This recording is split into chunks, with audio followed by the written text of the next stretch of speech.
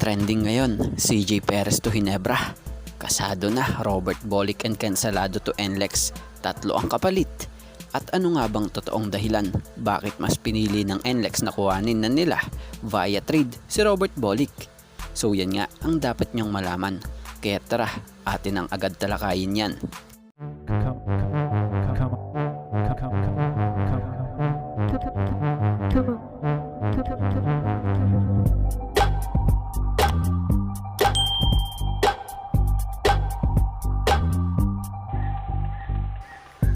Marami na namang PBA fans ang nagulat at nagimbal nang maglabas ng trade galing sa NLEX and Northport. Makukuha nga po ng NLEX galing Northport ay itong sila Robert Bolick and Ken Salado. Samantalang ang Northport Batang Pier ay makukuha ang mga players galing NLEX na sila Don Trollano, Ben Adamos and Chris Rosales. Batay nga sa report sa kampo ng NLEX, the decision pursue the trade was dahil na rin sa absent ng kanilang guard na si Kevin Alas na nagsuffer ng ACL injury. So mismo ang NLEX team governor ang nagbalita na kailangan na nila ng punan sa kakulangan na nawala sa NLEX dahil sa pagkawala ni Kevin Alas. So scoring and leadership ang nais punan ng NLEX na nakita nga nila dito kay Bolick. So malinaw na isa ito sa nakikita or nakitang dahilan dahil sa mga pangangailangan.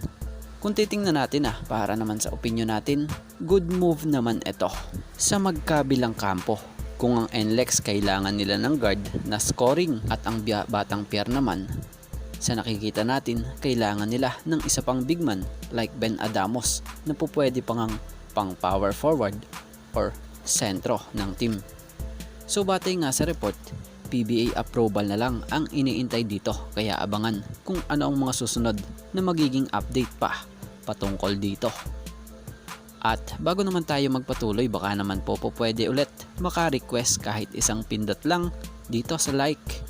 At kung di naman po makakaabala pa, pasubscribe na rin po. Maraming salamat po. So proceed na tayo. Nagimbal lang lahat sa isang post nga ni Sir Snow kung saan nakasaad rito credit po. Predator, tumatagay ng bilog, survey lang po. So ang naging post ngang ito ay naging trending at binigyan ng iba't ibang meaning. Tulad na lamang ng mga ito. Yung CJ Perez daw mapupunta ng Barangay Ginebra. So kung titingnan naman natin magiging malalim ang lineup ng Ginebra kung sakaling magdagdag pa sa Ginebra ng gaya ni CJ Perez. Pero for sure kakailanganin magpakawala dyan ng bigating player din ng Barangay Ginebra. Dahil sa mataas nga po ang value ngayon nitong si CJ. At bago mangyari rin ito, or matuloy man yan, kung sakali, kakailanganin pa rin dito ng 3-team trade. Pero kayo mga ka-teammate, ano opinion nyo sa trade rumors na ito, yung CJ Perez to Ginebra?